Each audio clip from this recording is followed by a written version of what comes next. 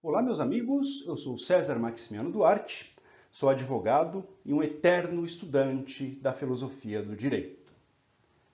E dentro desses estudos nessa área, eu acabei me envolvendo sobremaneira com a filosofia tomista aristotélica. E baseado nos ensinamentos desses dois expoentes do mundo filosófico, eu ousei, em dado momento dos meus estudos, substanciar o direito.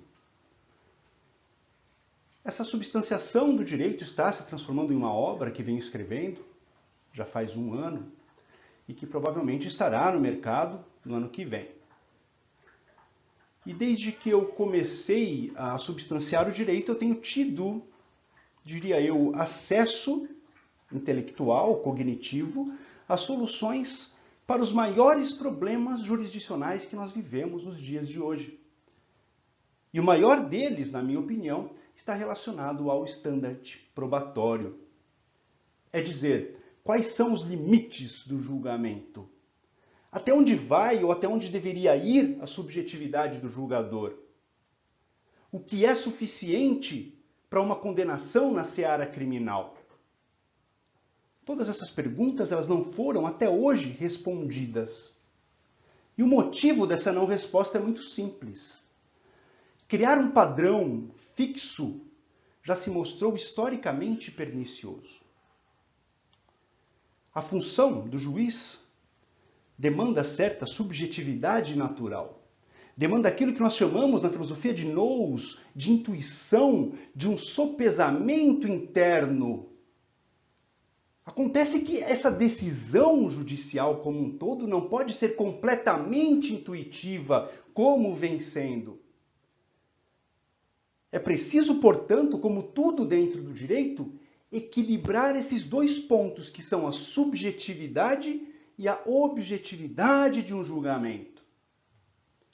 Eu acredito, sinceramente, que através da minha teoria substancial do direito eu tenha conseguido criar um sistema de julgamento objetivo, um sistema de julgamento que respeita a necessária subjetividade do julgador, impondo a ele ainda uma forma objetiva de colocar esta subjetividade. E o que eu pretendo hoje é explicar para vocês esse sistema de julgamento, que, como vocês verão, é um sistema matemático, inclusive. E, para tanto, eu começo com um caso concreto.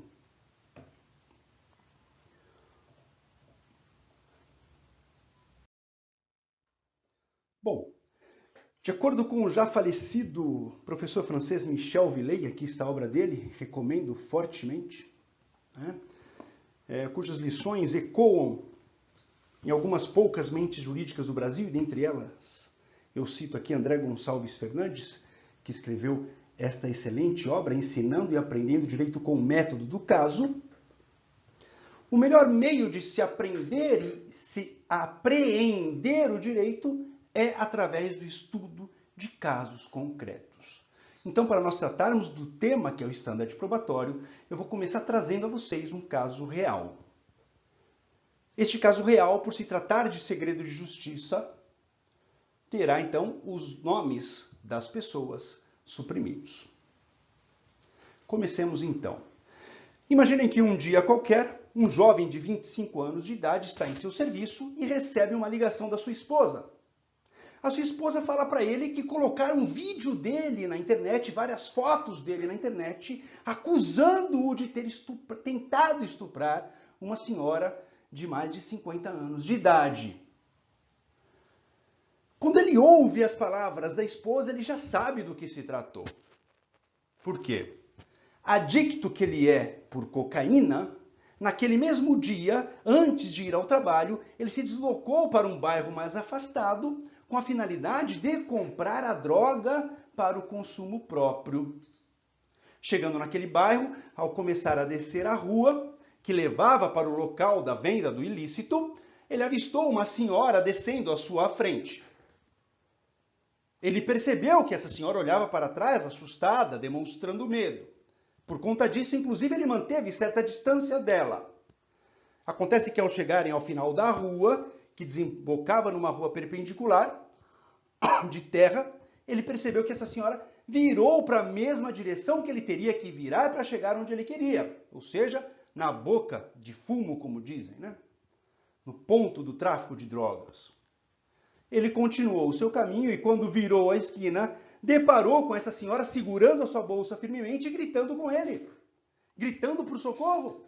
E não só, ela foi para cima dele, dando bolsada nele, e ele então, assustado, levantou as mãos e falou, calma senhora, eu não vou fazer nada com a senhora, não vou te roubar. Naquele momento, um filme passou pela cabeça dele, segundo as palavras dele próprio. Por quê? Porque ele já havia sido preso e condenado por tráfico de drogas. Porque, segundo os policiais, ele estava no lugar errado e na hora errada.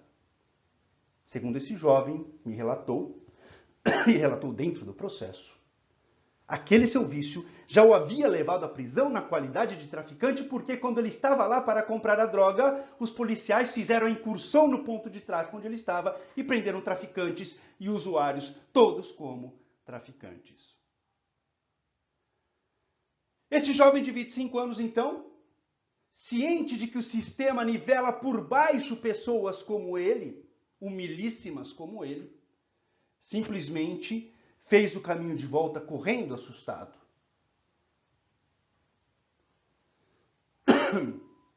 Bem, diante dessa postagem na internet, que segundo ele é falaciosa, como ele bem explicou, ele compareceu no mesmo dia à delegacia de polícia e registrou um boletim de ocorrência contra a pessoa que havia publicado nas redes sociais suas fotos e seu vídeo, dizendo que ele havia tentado estuprar a irmã dessa pessoa.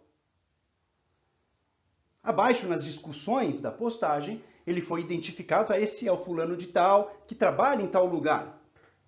Aí derivou inúmeras pessoas falando, tem que cancelar o CPF, tem que mandar para os braços do capeta, etc, etc, etc. Todavia, algumas das pessoas que estavam lá dialogando, que o conheciam, alertavam a pessoa que havia feito a postagem de que se tratava de um pai de família, que era trabalhador, e que eles estavam sendo injustos. E uma dessas pessoas, ao defender o jovem, foi respondida pela pessoa que havia feito a publicação. No seguinte sentido, se ele não tem culpa, por que ele não se apresenta à polícia?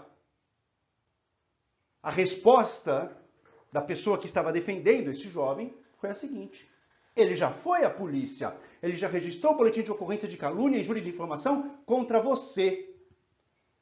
Alguns minutos depois dessa resposta, a pessoa apagou a postagem. Não foi suficiente, houve uma conversa no modo privado da rede social, onde esse indivíduo que estava defendendo o jovem dizia que não adiantava apagar porque já havia feito print da postagem. Então, 2 dias depois, sim, 2 dias depois, a suposta vítima foi à delegacia e registrou o boletim de ocorrência de tentativa de estupro. Segundo as palavras da pretensa vítima, esse jovem de 25 anos de idade teria seguido e, em dado momento, a teria agarrado e passado a mão lascivamente em suas partes íntimas, saindo em seguida, correndo em disparada pelo mesmo caminho que os dois haviam percorrido. Com ela havia uma imagem de vídeo onde mostrava os dois, ela e ele, descendo uma rua e pouco tempo depois ele subindo correndo a mesma rua. O mesmo vídeo que havia sido colocado nas redes sociais. Este é o caso. Então o que nós temos? De um lado nós temos a palavra da vítima e um vídeo que mostra ela e o réu descendo uma rua e instantes depois o réu voltando, correndo. Na verdade está ao contrário aqui, né? A acusação está na esquerda e a defesa à direita. Está errado aqui, tá ok? Considerem isso trocado. Do outro lado, nós temos a palavra do réu, o mesmo vídeo, que serve à explicação dada por ele, o fato de ele ter registrado a ocorrência de calúnia, injúria e difamação 2 dias antes da suposta vítima ter registrado a ocorrência de tentativa de estupro. Temos também os prints da postagem, das discussões e da mensagem na rede social. Temos a comprovação por testemunha de que há ponto de tráfico de drogas e que aquele caminho era o caminho necessário para se chegar até este ponto de drogas. E temos também o fato de ser baixíssima a probabilidade de um jovem de 25 anos, casado com uma bela jovem de igual idade, satisfazer sua lascívia agarrando senhoras de mais de 50 anos de idade na rua. Qual foi a decisão judicial? Diante desse quadro, o jovem homem foi condenado por importunação sexual. Em relação ao standard probatório, eu gostaria então de analisar as palavras do desembargador relator, desembargador este pertencente à 7ª Câmara Criminal do Tribunal de Justiça do Estado de São Paulo. Disse ele que, como aí está escrito, a versão do apelante remanesceu escoteira diante da prova oral e documental acusatória produzida. Para quem não sabe, escoteira significa solitária. O desembargador relator em seu voto, portanto, que foi seguido pelos outros 2 desembargadores na íntegra, todos eles da 7ª Câmara Criminal do Tribunal de Justiça do Estado de São Paulo, eles então afirmaram que a versão do apelante, a versão do réu, é solitária diante da prova oral e documental acusatória produzida. Bem, meus caros, primeiro resta salientar que a acusação não produziu nenhuma prova documental. E segundo, de acordo com o que nós acabamos de ver, eu lhes pergunto, a versão do réu é realmente solitária diante de todas as provas dos autos? É óbvio que não. E por que então o desembargador, que presumivelmente é sábio e é conhecedor do direito, propala uma inverdade dessas? Primeiramente, porque ele sente a liberdade de agir como ele bem entende, como um verdadeiro justiceiro. Se ele quer condenar, ele vai condenar. Nem que para isso ele precise subverter a verdade que se escancara nos autos do processo. Secundariamente, nós temos que dizer que essa liberdade de agir decorre de uma total ausência de objetividade no julgamento que nós vivemos hoje na atualidade. A ideia de que a função do juiz é de adequar o ordenamento jurídico ao caso concreto, a ideia de que uma régua rígida deve ser substituída pela régua lésbica, a régua de Lesbos, que é capaz de medir as curvaturas da realidade, a ideia de que o juiz precisa inteligir para criar a norma a partir da valoração do fato, fato, valor e norma, né? Todas essas ideias são transvertidas para uma compreensão torpe, fajuta, de que o juiz pode agir como bem quiser. Em outra parte da decisão, o desembargador relator afirma que cumpre destacar que nos crimes sexuais, em sua maioria praticados na clandestinidade, a palavra da vítima tem especial relevo, notadamente em situações como a do presente caso, quando não há qualquer indício de que tivesse motivos para simplesmente prejudicar o apelante. Bem, em relação a isso, impende dizer 2 coisas. E nós vamos começar de trás para frente. Ou o desembargador é incompetente, ou ele se faz de desentendido, porque havia sim motivos para se prejudicar o apelante. Ora, na medida em que a irmã da pretensa vítima responderia pelos crimes de calúnia, injúria e difamação, essa pretensa vítima poderia muito bem ter registrado o boletim de ocorrência 2 dias depois para salvaguardar a sua irmã, para dar às palavras da sua irmã um tom de verdade. Será que essa interpretação é tão complicada para uma pessoa que ocupa o cargo de desembargador e recebe mais de 50 mil reais por mês para decidir acerca da nossa liberdade? A segunda questão a ser tratada, e dela nós vamos partir para a oferta da solução, é acerca do especial relevo da palavra da vítima nos casos de crime contra a liberdade sexual. Bonito o especial relevo da palavra da vítima, mas o que é esse especial relevo? Até que ponto a palavra da vítima se sobrepõe ao restante das provas nos autos? Qual é objetivamente o peso da palavra da vítima? Meus caros, nós acabamos de ver aqui uma situação em que a palavra da vítima não foi tratada como dotada de um especial relevo unicamente, mas sim dotada de um peso absoluto. E aí eu vos pergunto, será que é essa aplicação da justiça que nós desejamos para a nossa sociedade? É essa a aplicação da justiça que nós desejaríamos para nós, se fôssemos nós os réus? Cada um responda por si.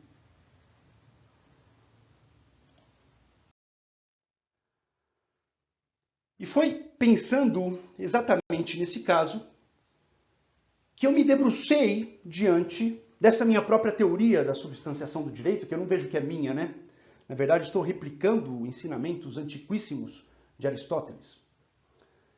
E dessa substanciação do direito eu consegui extrair uma forma de trazer objetividade aos julgamentos, sem, contudo, afastar o importante trabalho subjetivo do juiz.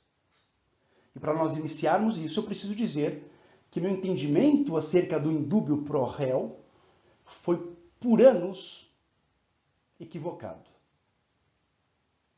Por anos eu pensei que, se fosse inexistente a absoluta certeza acerca de determinado acontecimento, a imposição ao juiz era de absolvição do réu. E, meus caros, eu atuei por anos a fio sob o manto desse erro grosseiro, desse engodo. E foi só através da substanciação do direito que eu corrigi esse meu equívoco. E a correção é a seguinte: o direito é ciência? Não, o direito não é ciência. Por quê? Porque o direito não se presta a produzir verdades. O direito é, senão, arte. E como arte de dar a cada um o que é seu, a atuação do direito se dá no campo da hipótese e não no campo da certeza. E no campo da hipótese nós temos basicamente três modalidades, uma mais forte que a outra. Nós temos a estimativa, que é uma apreciação quase que intuitiva, instintiva das coisas. Não há na estimativa uma força racional superior. Tanto é instintiva que o campo da estimativa é o campo propício para a arte poética. Temos também a suspeita, que está um passo à frente, rumo à certeza, mas ainda está longe da certeza.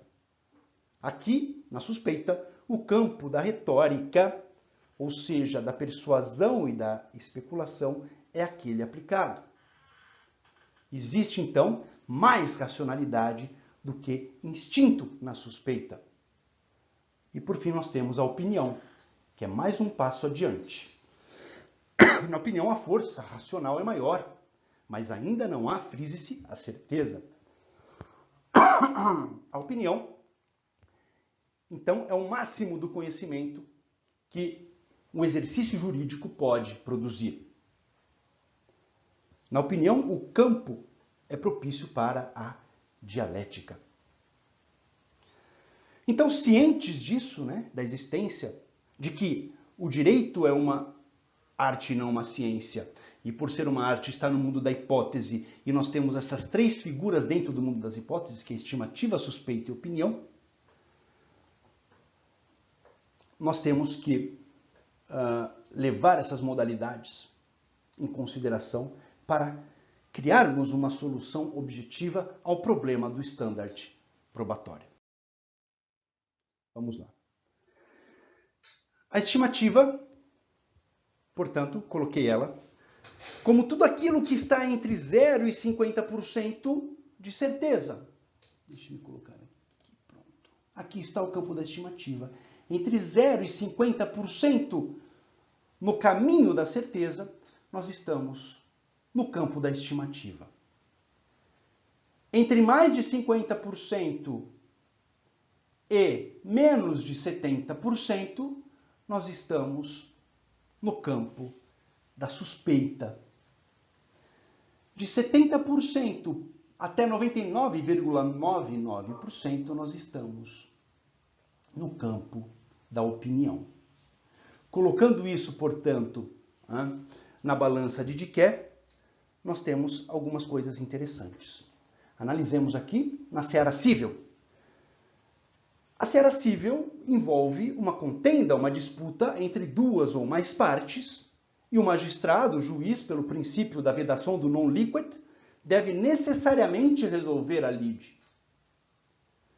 De modo que a mera suspeita já é suficiente para que o fiel da balança penda para um dos lados. Se existe 50,1% de certeza, então ganha a pessoa que está do lado de cá da balança e não do lado de lá.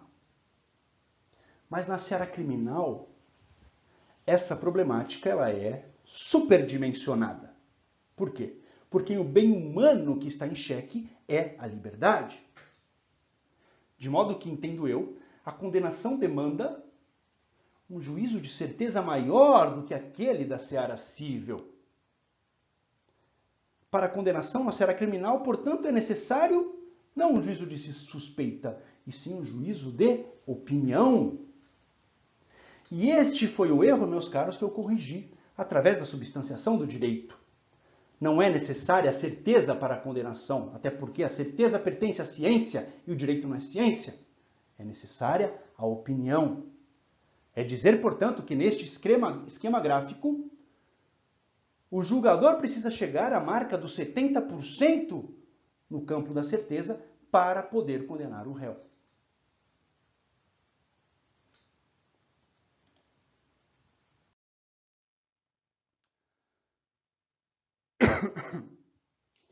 Mas como nós podemos, então, transformar esses dados subjetivos em dados matemáticos? É aqui que entra a manutenção da subjetividade do julgador. Vamos pegar como exemplo o caso que nós acabamos de estudar. Nós temos na acusação a palavra da vítima, nós temos o vídeo, e na defesa nós temos a palavra do réu, temos o vídeo, temos o registro de ocorrência anterior, temos os prints, temos a testemunha que fala acerca do ponto de tráfico e temos a situação de que o indivíduo é casado com uma mulher bonita e jovem e que, portanto, as chances de ele satisfazer suas lascívias ou ter a necessidade sexual de buscar senhoras pelas ruas é diminuta. Não quer dizer que é impossível, mas quer dizer que é diminuta. Né? Então, essas são as teses defensivas versus as teses de acusação. O que o juiz sério deveria fazer? E isso nunca se faz, infelizmente, nunca se faz. Raros são os juízes que levam isso a sério. Os juízes deveriam sopesar tudo isso. E de que forma? Aqui eu trago como deveria ser sopesado. Tá? Vamos começar. Nós sabemos que a palavra da vítima tem um especial relevo, principalmente nos crimes contra a liberdade sexual. E por conta disso, se juízes fôssemos, faríamos o quê? A palavra da vítima daríamos um peso 3. O vídeo. Né? Como nós vimos, o vídeo ele serve tanto para a versão da vítima quanto para a versão do réu. E o peso dele seria um peso 1. A palavra do réu versus a palavra da vítima teria um peso 1, porque a palavra da vítima tem que ser sobrelevada. Partamos deste princípio. Ainda se eu fosse juiz, eu daria peso meio aos prints, peso meio ao registro de ocorrência anterior, porque ambos juntos explicam uma eventual motivação da vítima em prejudicar o réu. Na verdade, não seria a vontade de prejudicar o réu, mas sim a vontade de salvaguardar a sua irmã, nem que para isso o réu fosse prejudicado. Então vamos colocar aqui meio, 0,5, 0,5, escrever de mouse é difícil, né? E vamos continuar aqui. Eu daria também peso meio para o testemunho acerca do ponto de tráfico. Por quê? Também corrobora com a palavra do réu. Então não pode ter o mesmo peso da palavra do réu, porque a palavra do réu tem que ter um peso maior do que essas esses pequenos indícios de que ele está dizendo a verdade, né? Então, aqui eu colocaria meio também. Percebam que para cada adoção de pontuação dos elementos de prova, é necessário explicar, é necessário embasar o motivo de você estar dando esta nota, ok? O desembargador, neste caso concreto, ele ficou realmente nervoso com essa última tese, não é? Ele disse que não existe na jurisprudência, nem no ordenamento jurídico, qualquer informação que aponte para a impossibilidade de um homem casado com uma mulher bonita não cometer um crime de cunho sexual contra senhoras.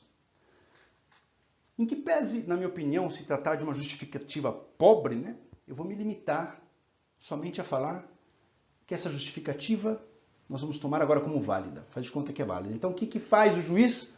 Ele descarta esta tese, invalida esta tese, dando peso zero a ela, tá ok? Dá um peso zero a ela. O que nós temos aqui, portanto, meus caros? Vamos lá. Nós temos na acusação um total de 4 pontos. E nós temos na defesa 1, 2, 3,5. Nós temos 3,5 na defesa. Ok? Vamos colocar isto aqui. Nós temos 4 mais 3,5. 4 mais 3,5 é igual a 7,5. 7,5 representa 100%.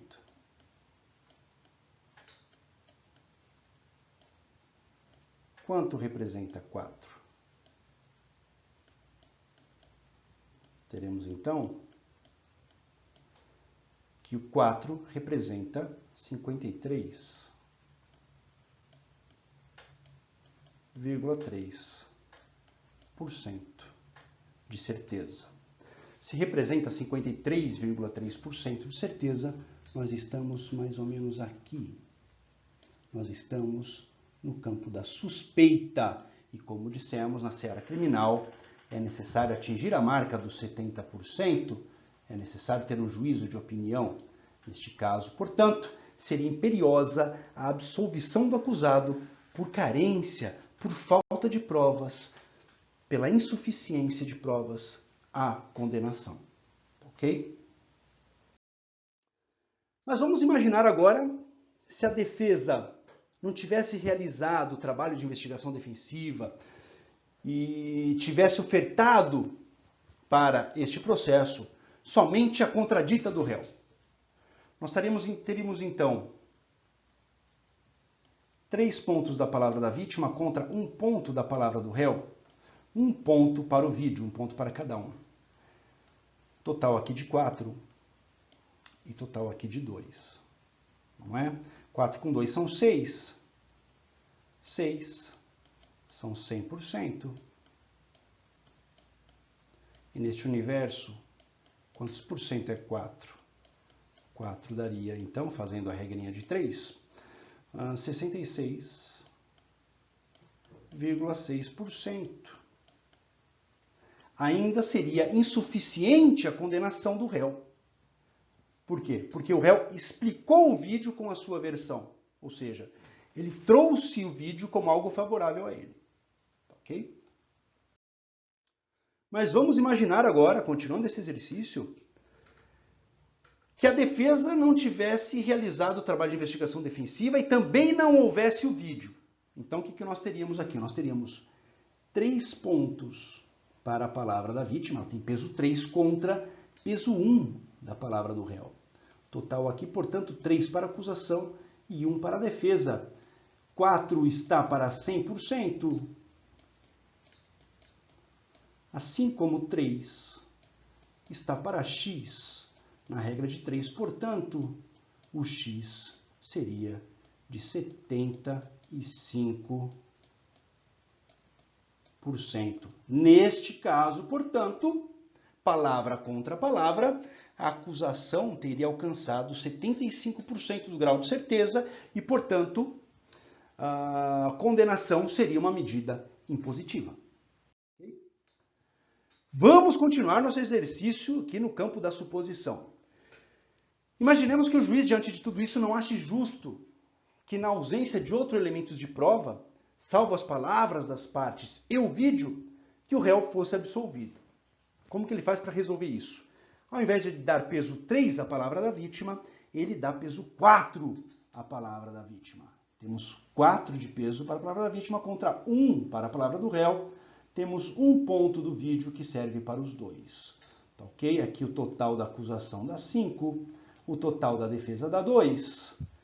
5 com 2 dá 7, que equivale a 100%.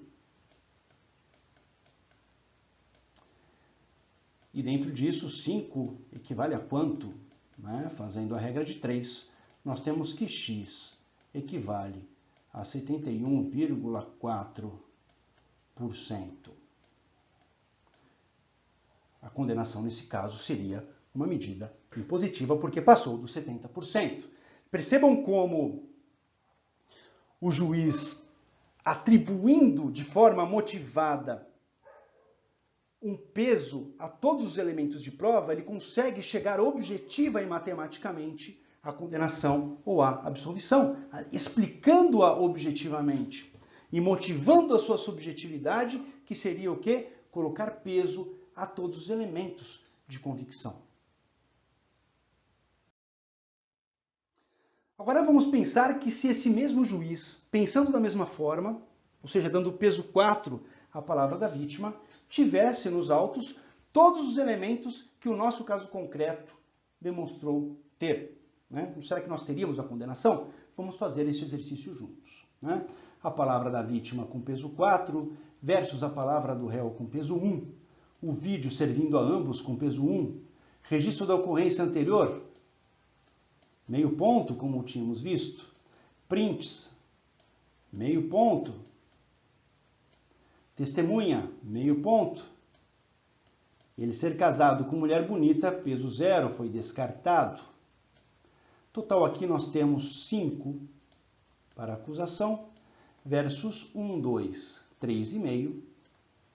3,5 para a defesa. 5 com 3,5 dá 8,5.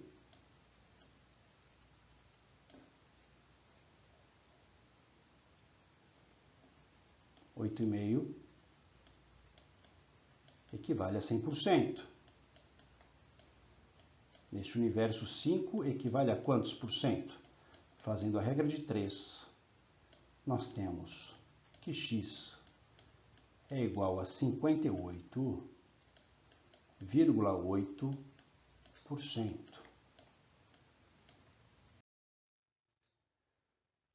O grau de certeza, portanto, no caso concreto, se o peso da palavra da vítima fosse 4 contra peso 1 da palavra do réu, não atingiria a absolvição. Não atingiria a condenação, porque ele está no 58,8, ele está por aqui. Né? Ele está no campo da suspeita, portanto, ele não atingiu o juízo de opinião. Nós percebemos, então, ao analisarmos a condenação no caso concreto, que o Poder Judiciário Paulista, neste caso, em que eu atuei como advogado, primeiramente pela primeira vara criminal daqui de Sorocaba, secundariamente pela 7ª Câmara Criminal do Tribunal de Justiça do Estado de São Paulo, este Poder Judiciário simplesmente transformou o termo especial relevo da palavra da vítima em a palavra da vítima tem valor absoluto. Tanto é verdade que eu devo repetir a vocês, o desembargador relator afirmou que a tese de defesa era escoteira, era solitária diante de todas as provas dos autos. Um verdadeiro absurdo, absurdo. Quais são os reflexos desse absurdo cometido pelo Poder Judiciário? Primeiro que esse punitivismo todo fere a lógica e produz um campo onde o trabalho da advocacia e todo o trabalho defensivo não valem de nada. Claro, De que adianta apresentar teses, ofertar elementos de prova, se os julgadores já são enviesados para a punição? Infelizmente, essas decisões judiciais, no estado de São Paulo, pelo menos, têm sido assim, escabrosas. Têm sido despidas da mais básica lógica, da mais comezinha das lógicas jurídicas. A vontade do julgador aqui no estado de São Paulo se impõe de tal maneira que quando ele é instado, na via dos embargos de declaração, a motivar melhor a sua sentença, tá bom, você quer condenar, mas explica. Por que essa tese apresentada aqui não valeu? Né? Ele simplesmente não explica nada. Existe inclusive aqui um juiz em Sorocaba que, respondendo aos meus embargos de declaração, sabe o que ele disse? Disse que não responderia aos embargos porque os embargos eram inquisidores. Ele estava se sentindo uma vítima, pobre, coitado dos embargos de declaração. Afinal de contas, onde já se viu ele, o juiz, Deus, que é, ter que explicar suas decisões, as suas vontades, ainda mais de forma objetiva? Você está louco? Eu mando aqui, eu sou o juiz. Aliás, eu vou me aproveitar aqui do caso concreto para tecer mais uma crítica ao desembargador relator da 7ª Câmara Criminal do Tribunal de Justiça do Estado de São Paulo. Olha o que ele fala aqui. O julgador não está obrigado a responder a todas as questões suscitadas pelas partes quando já tem encontrado motivo suficiente para proferir a decisão. Essa ideia é tão absurda, mas tão absurda, que o Poder Legislativo, no ano de 2016, com o Código de Processo Civil, trouxe a obrigatoriedade do juiz refutar as teses apresentadas, teses que seriam capazes de infirmar, ou seja, de modificar o julgamento final. E esse mesmo dispositivo processual civil foi copiado na sua integralidade para o Código de Processo Penal no ano de 2019. E mesmo assim, neste ano aqui de 2022, o desembargador da 7ª Câmara Criminal do Estado de São Paulo, seguido pelos seus pares, insiste em manter o poder do julgador num nível absoluto de intangibilidade, como se deuses fossem. Acordem, voltem para o plano dos homens. Não sois deuses, meu Deus do céu. Vamos pensar agora como seria o sistema se todos os juízes fossem obrigados a sentenciar objetivamente. Se todos os juízes fossem obrigados a explicar as suas decisões, e o são, mas simplesmente descumprem a vontade do povo que está consubstanciada em leis. Se assim fosse, se eles se utilizassem do método que eu acabei de expor para vocês, as discussões deixariam de ser a aplicação da lei. Deixariam de ser a aplicação da lei pelo juiz que deveria aplicá-la. As discussões seriam mais elevadas. Passariam a ser discussões acerca da valoração dos elementos de prova. Nós estaríamos assim mais próximos das discussões verdadeiramente filosófico-jurídicas, psicológico-jurídicas. Deixaríamos de lado essas inócuas discussões acerca do poder ilimitado que os juízes acham que têm. Solução, portanto, meus caros, nós pudemos ver agora. O que falta, infelizmente, é a vontade dos juízes em deixarem de ser deuses para passarem a ser juízes de verdade. O que falta é a vontade dos juízes deixarem o seu autoritarismo de lado e passarem a efetivamente judicar. Porque o que fazem não é judicatura, não. O que fazem é tirania. Tirania de suas próprias vontades. Horrendo, absurdo, um abuso, um estupro da sociedade. Eles estupram a sociedade diuturnamente. É lamentável. É lamentável. Quando teremos juízes que apliquem um método tal ou um método semelhante a esse? Quando teremos juízes que de fato expliquem as suas decisões de forma objetiva? Quando teremos juízes que, para decidir, refutem todas as teses capazes de infirmar a sua decisão, seja ela absolutória, seja ela condenatória? Quando teremos juízes que vão deixar o Olimpo e se colocar no seu lugar de ser humano? Quando? Muito obrigado pela atenção.